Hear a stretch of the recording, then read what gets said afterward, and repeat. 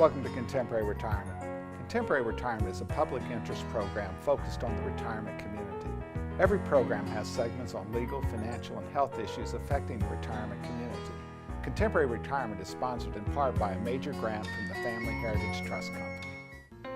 Contemporary Retirement is sponsored by Family Heritage Trust Company. The Family Heritage Trust Company is an independent bank chartered trust company established by local professionals to provide fiduciary services including fee-based investment advice, trust services, retirement planning, and tax planning. The Family Heritage Trust Company is committed to client service in our communities. For more information, call the Family Heritage Trust Company at 301-631-5900. Contemporary Retirement is sponsored in part by a grant from R. Thomas Murphy & Associates, P.C. R. Thomas Murphy & Associates is one of Franklin County's leading law firms, emphasizing estate, trust, elder law, and medical assistance planning. Welcome to the Is It Legal feature on Contemporary Retirement. Is It Legal focuses on the legal issues affecting the retirement community. With me is Tom Murphy from the R. Thomas Murphy Law Firm with offices in Waynesboro, Chambersburg, and McConnellsburg. Welcome to the show, Tom. Good morning. Tom, we've been doing a sequence on program regarding people when they find themselves ensnared in the long-term care system. They are uniformly being told by people of apparent authority, friends, neighbors, relatives, that there's nothing they can do. Exactly, and so that causes people to go down a bad path and spend money unnecessarily. And the reality is there's lots that you can do. And there's two sets of rules out there. We've been talking about married couple rules. In future weeks we'll be talking about single person rules. But the plain fact of the matter is the law is designed to protect healthy spouses. So if you're being told there's nothing you can do, it is clearly contrary to the entire intent of the law. Exactly, and the law goes back decades to the Reagan era, whereby married couples are protected, and especially the healthy spouse at home. And so you hear this nothing you can do. Is it just give me all of your assets? I have people every day coming in and saying, well, the nursing home's going to get my house. And the answer is no, they're not unless you do something silly and make a mistake. For a married couple, that house is automatically protected. Exactly, and so if you're in that predicament, you need to get good advice. You need to know what the rules are that pertain to you and your circumstances. You know, and I have people every day say, well, I can't afford to go see a qualified elder law attorney because I'm paying a nursing home bill. Well, exactly. And you're paying a nursing home bill because you didn't go see a qualified elder law attorney. And, you know, and people are afraid to come see us because they say, well, it's going to cost a mountain of money. And the answer is we'll meet with people. We'll talk to them about their options. And they're going to pay our hourly rate. It's not going to be any more than the service that we actually delivered. And then they will decide whether or not it makes any sense to proceed. Right. It's no more or different than if you develop an illness, disease, go see a specialized doctor who can treat that illness. If you're in a nursing home setting or you're worried about it, you need to get good advice as to how it's going to affect you. As we talk to families every day, you know, we as elder law attorneys want to add value. We don't add value by just simply being an expense. We add value by helping them manage that risk to the best possible outcome. And those best possible outcomes are not available to them through talking to the nursing home or discharge planners or to government agencies. Yeah, unfortunately, you're not going to hear all your options because in most of those scenarios, they're going to give you one path that usually ends up being very, very expensive for families. Now, I oftentimes have people say to me, are you telling me the government's not going to tell me how to protect myself? They're telling me there's nothing I can do. Well, I oftentimes look at that person and say, did you go to the IRS last year to get your tax return done? And what do most people say? Yeah, well, I hope they don't say they do go there. Absolutely not. You know, yeah. And it's obvious they're not acting in your interest. It's not, you know, that they're bad people or anything. It's just not their job to help you. Yeah. And there's no more their job to help you than it is the Department of Social Services to help you maximize the opportunities to protect yourself. They will give you an answer, and that answer will sound very similar. There's nothing you can do, but in the reality, there's many things you can do. Exactly, and in their minds, in the state's mind, you know, it's a budgetary issue. They don't want to pay for your care, but if you follow the rules, they're obligated to do that. You know, and oftentimes, particularly married couples, act as if they should automatically have to put both sets of assets on the table to pay the bill. But you know, you go out and buy a car, Tom, and your wife doesn't sign on that note. Is she liable for the debt? No, not. Well, what would make you believe in any other environment in our society, whereas if the spouse didn't agree to pay it, that they're not liable for it unless they allow themselves to be liable for it? Exactly. And so you need to know that. And if you are listening to someone who's telling you the opposite or something that's not completely true, you're going to get bamboozled. You know, our practices have been focusing on this area of practice in excess of 20 years. And the fact of the matter is, if there was nothing we could do, that would have long since fizzled out and there would be nothing. But the reality is there are many things that we can do to improve the outcome. Absolutely. And we both are busy every day, all day, trying to take care of families. And there's a tremendous need. And the driver in married couple cases is, while they're being told there's nothing you can do, frankly, our advice in most married couple cases is the call to action will not be until one spouse is in the nursing home. You don't need to do anything in advance, and all this do-it stuff and advance stuff is almost uniformly wrong. Right, but you at least need to know what your options are. You need to know how it's going to affect you so that you are prepared for anything that might come down the road. And you know, we challenge healthy spouses. You know, you got one spouse who's clearly on the path. Don't sit there for a year and a half worrying yourself sick about what you're going to do. Come see a qualified elder law attorney. We're going to tell you it's not going to be as bad as you think. Mm-hmm. The disaster is your spouse is losing their health. It is not an economic disaster. Exactly. And so that knowledge is power in a lot of cases, and that'll help ease the anxiety and the worry and the stress that goes along with that. And that's what I tell people time and time again. Take care of yourself. Take care of your spouse. Stop worrying about the economics. As long as you have some of those basic documentation in place, we're going to be able to maximize the opportunity to protect yourself, and it's going to be substantially better than you're being told. Exactly. There's always positive outcomes. We just need to know what those answers are. So once again, Tom, how could somebody get a hold of you if they had a problem in Pennsylvania? Well, as far as telephone numbers, it's 717-762-1032. And similarly, you know, they can call us if they have a question. Tom, thanks for appearing on the program. You're welcome. More from Contemporary Retirement after these messages. Few things in life are as important as family. Leave your insurance worries to us. Write Gardner. Call or visit our website to learn how we can make insurance simple and more affordable. Every life that meets its end leaves a heart for love to mend. Sister, brother, family, friends are left to carry on. When the loss seems more than you can bear, it's nice to know that we'll be there at Douglas A. Fiery Funeral Home. We care.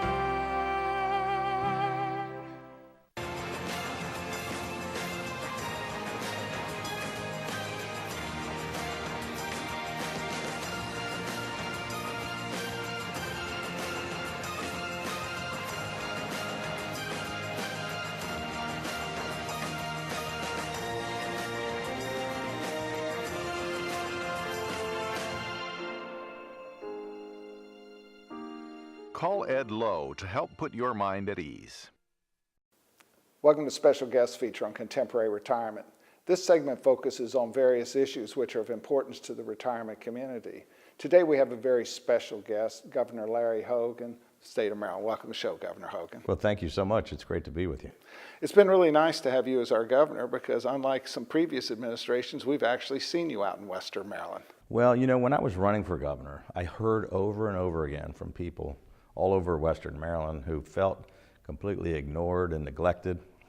And I promised that if I was lucky enough to be elected as their governor, that I wasn't going to forget them and that we'd be up there listening to their concerns and be as visible and accessible as possible. There was a huge disconnect, I think, between Annapolis and Western Maryland. The same problem on the shore. They felt the same way.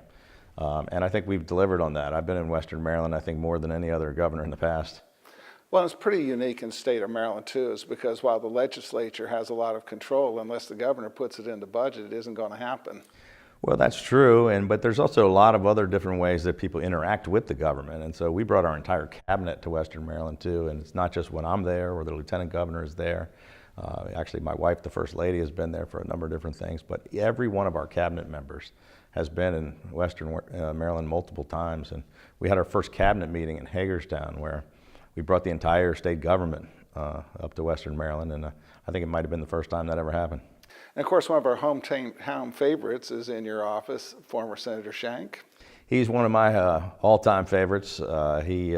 He obviously has been a great friend of the shows. He's been a terrific leader from Western Maryland for many, many years, both in the House and the Senate, and we're thrilled to have him on our team. He's really an invaluable asset to us. Well, as we talk about the impact of having a governor that's concerned about Western Maryland, a lot of things are going on. I know that we have a lot of people in the older community, and you're very focused on trying to help them.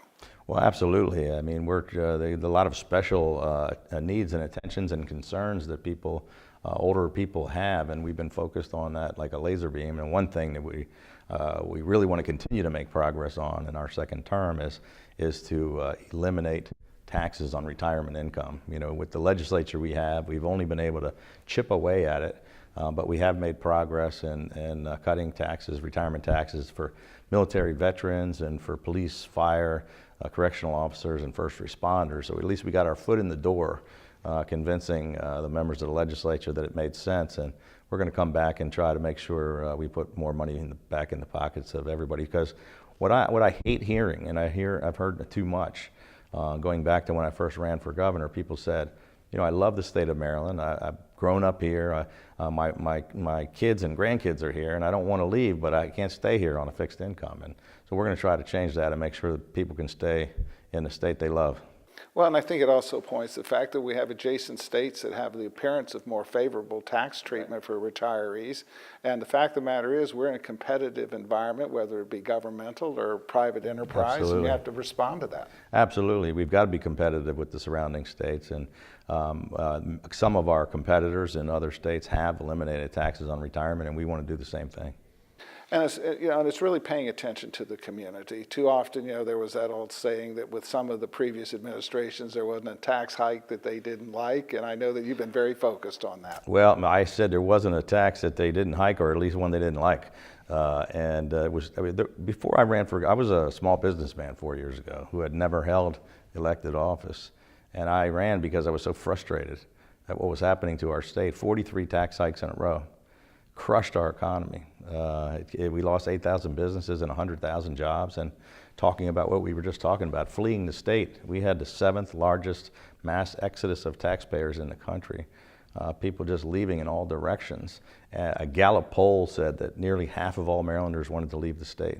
And that's really critical, because once you have that burden on it and people are starting to leave, it means it actually increases the burden. You've got to stop the outflow. Well, luckily, we've certainly changed the direction. Not that we didn't lose a few, but I hear over and over again, I stayed in the state because of the work that you're doing. I was going to close my business, but now I'm opening another location, or I was going to sell my house, and now I'm not going to. We've reversed those trends. 4 years ago, more than 2/3 of all the people in Maryland thought that the state was way off track and heading in the wrong direction. And now more than 2/3 think we're heading in the right direction. So people are feeling better about the state. We still have some things to do and more work to be done in the second term. But we have a 76% job approval because people are happy with the changes we're making in the state. And we're going to keep working hard, especially for our older citizens, to make sure we can keep them here in the state. Well, Governor, I want to thank you for taking time to appear on our program. We're really excited about how you're doing. We wish you luck in the coming election. Thank you so much for the opportunity. Thank you. More from Contemporary Retirement after these messages. Tranquillity at Fredericktown Assisted Living and Memory Care provides a warm, home-like atmosphere that promotes daily life enrichment. At Tranquillity, our medical director is a geriatric physician. Our professionals support and understand the various stages associated with Alzheimer's and dementia. We have on-site physical, occupational, and speech therapists, as well as around-the-clock licensed nurses. For more information, give Tranquillity at Fredericktown a call today, because everyone deserves great care. Let us do the caregiving so you and your loved one can embrace life again. Come on, Dad, let's go! We're gonna be late! Hurry!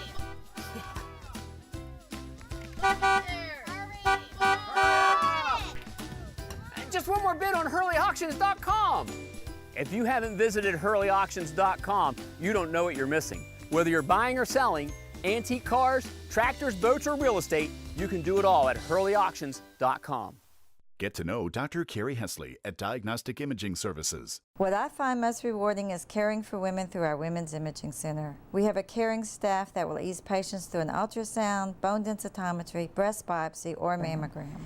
Our health team is sensitive to emotions involved in women's imaging and understands that every woman is at risk for breast cancer. Providing the community with a center that is so dedicated to breast health and the imaging needs of women is something special. DIS Women's Imaging Center, providing women with progressive care. Welcome to Contemporary Health Scene. Contemporary Health Scene focuses on the health issues affecting the retirement community. With me today is Bridget Keefe, Community Relations Director, Tranquillity of Fredericktown. Welcome to the show, Bridget. Thank you for having me, Mike. You know, Bridget, we just struggle in this arena all the time. And one of the things that people need to be aware of is the federal government is determined to get out of the nursing home business. Well, as we oftentimes say, they cannot get out of the nursing home business by putting the sickest of the sick out. They're getting out of the nursing home business by dramatically expanding the service model available in assisted living. Yeah, there's been a huge growth in, 25 years certainly, but even in the last 4 years, the services we can offer. So when you would have talked to people about 25 years ago, if a person needed medically supervised medication management, they couldn't have done it. Those facilities were unlicensed and many times had no professional staff on staff. Right, and they were basically somebody's house that they decided to rent rooms out in. And so today, what kind of staff do you have available for medication management? We have RNs and licensed practical nurses that supervise certified medical technicians, and all the med techs do is pass meds 24/7. And they're licensed. They are have to be licensed. professionals. And they have to get relicensed every year. All right, and then there was a perception that if you had certain types of medical needs, if a person had relatively simple sort of tube feeding, those sorts of things, that always had to be in a nursing home. Is that the case today? No, in fact, today, as long as it's not a continuous pump style, if it's a bolus where we inject the food, we can manage that no problem. We also do ostomy bags, things that you never would have thought. And so yet when we talk to people on the street, as soon as you mention one of those types of therapies, it's automatically they have to be in a nursing home. Correct, and the model has changed. Even to go back to medication management, we can do Coumadin, like blood thinner injections, we can do insulin injections, and a few years ago we couldn't even do those. So. All right, and then the traditional model was is the person was hospitalized and they were discharged to rehab. That's where they would receive physical, occupational, and speech therapy. But as soon as they were discharged out of the nursing home, that same service level was not reimbursed by Medicare. Correct, and now it's actually 100% covered by Medicare Part A, which is just like getting therapy in your home. And we can do it. Someone can get physical, occupational, and speech up to 4 times a week. And so that can be delivered within the assisted living environment, which was not the case a few years ago. No, it wasn't. Like if you've talked before about if grandma breaks her hip, well, actually grandma can leave the hospital and do rehab at our community instead of even going to a skilled rehab. And of course, the other issue here is the same thing, is because even when hospitals are now putting people out who are really not ready to go home at all, and that's why we find people in skilled nursing facilities, we're seeing Medicare and particularly these HMOs not restricting the number of days that they're willing to pay in a nursing home, which then means they're now discharging people, attempting to discharge them home when they have absolutely no business being at home by themselves. So we, if someone doesn't even want a full move-in, they can do something that we call respite care, which is really coming and getting stronger in our community. Now, respite care is always dependent upon availability. Correct. But if you do have a room available and that person is now looking at perhaps a 2 or 3 week stay, that's a possibility if the availability is there. And then that way they may still be going home, but they need that sort of intermediate step before they're ready to go. Right, and we do not, unlike other communities, we do not charge an additional respite fee. So they can have access to all of our ancillary services, just like you said, even for a 2 to 3 week period. And so I know you encourage people to come by and see what it looks like. Tell us about how you would do that. You can stop in. We're at 6441 Jefferson Pike, or you can call me at 301-668-6030. And of course, your facility does have a fairly new and exciting, a fully developed dementia unit It now. does, That yes. is state of the art. It is. It's beautiful, and it's for really those people who are in the mid to end stages of dementias. And so we just caution people that a preconceived notion that a service model is not available in assisted living needs to be readdressed today, because the government is dramatically expanding the service model in assisted living. Right. It's less expensive and nicer. That's right. Not your grandma's nursing home. Bridget, as always, thanks for taking time to appear on the program. Thanks, Mike. More from Contemporary Retirement after these messages. The Community Foundation continues to create great impact in Frederick County, thanks to generous donors. As our community evolves, so do we.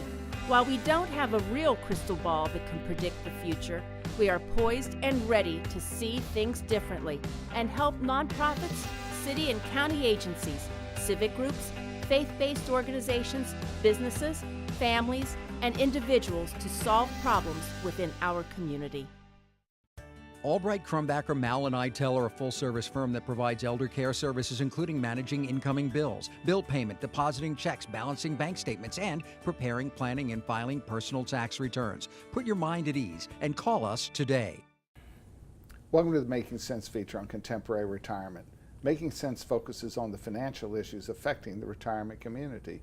With me is Pete Alexander, a partner in the regional accounting firm of Albright, Crumbacker, Mal & Itel, with offices in Hagerstown, Martinsburg, West Virginia. Welcome to the show, Pete. Great to be here, Mike.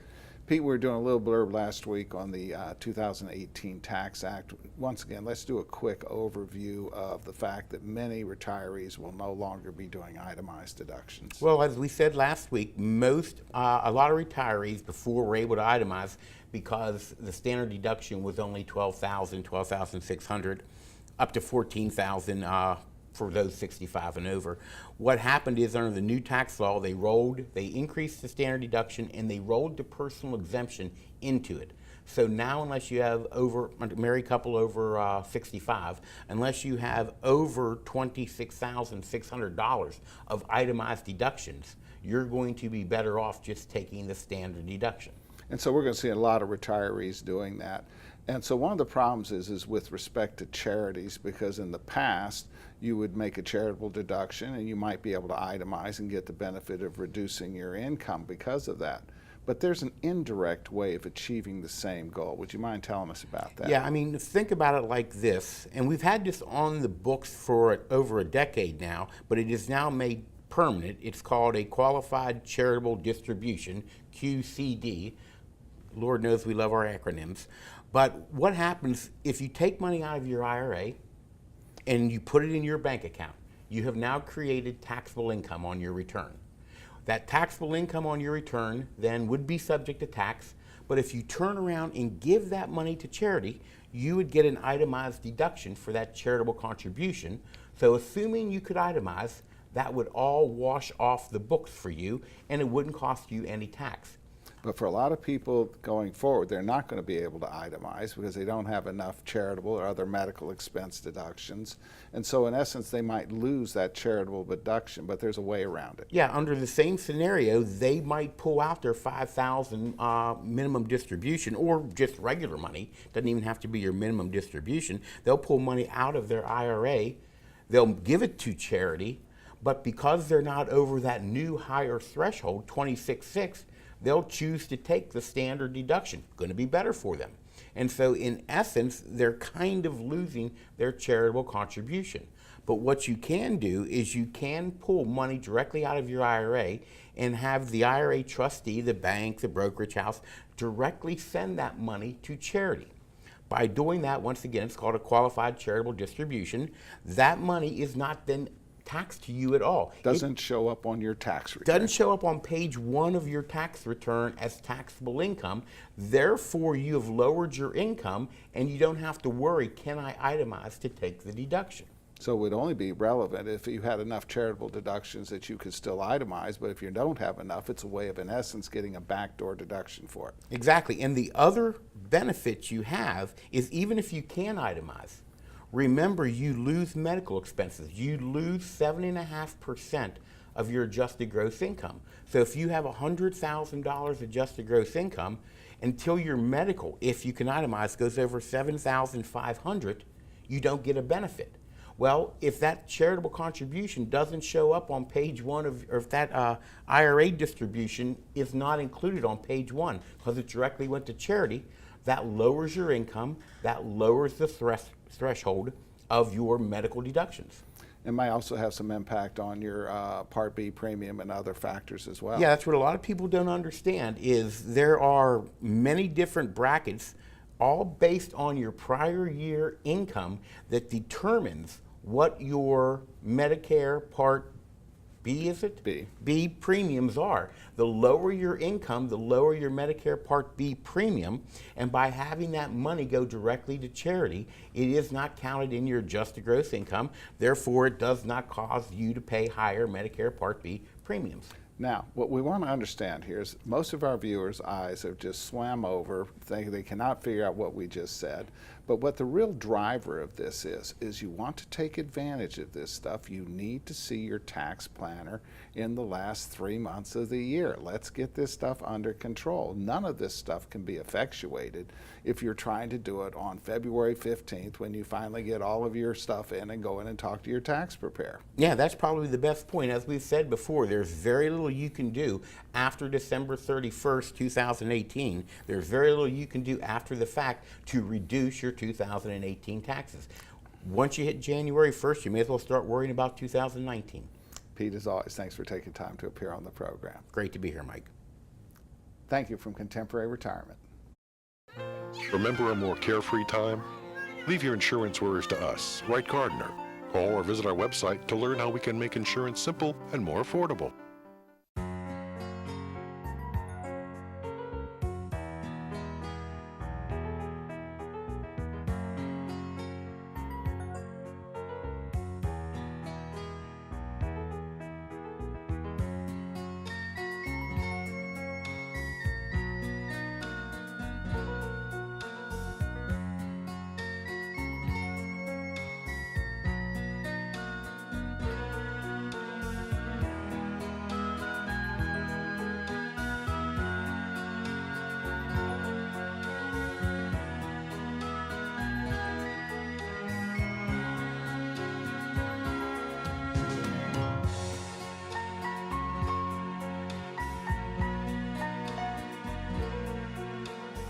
These days, it seems like everything's online, and filling out claim forms and receiving and paying bills online isn't always easiest. That's why we at Quality First Insurance encourage you to just give us a call. Let us help. Hi there, I'm Paul Sweeney with Quality First Insurance, and it's still just this simple. Our offices are open every weekday where you'll be able to call and speak to real, live people. No detail was missed. I'm so glad that I turned to Quality First Insurance.